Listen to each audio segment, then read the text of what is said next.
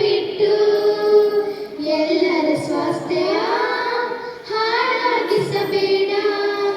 Cigarette ಬೇಡಿ ಗುಟ್ಕಾ ಬಿಟ್ಟೆ ಬಿಡು ಹಿಂದೆ.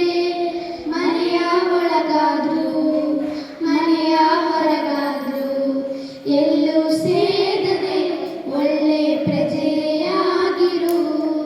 ಗೊಂಬೆ ಹೇಳುತ್ತೈತೆ ಮತ್ತೆ ಹೇಳುತ್ತೈತೆ, ಸಿಗರೇಟ್ ಸೇದಲೇ ಬೇಡ. ಬಡವನೇ ಆಗಲಿ ಧನಿಕನೇ ಆಗಲಿ ಸಿಗರೇಟ್ ಒಂದೆಯು ಧೂಮಪಾನ ಕೆಟ್ಟದು. ಕಿರಿಯರೇ ಇರಲಿ ಭೇದವೇ ತೋರದು, ರೋಗ ಬಂದೇ ಬರುವುದು.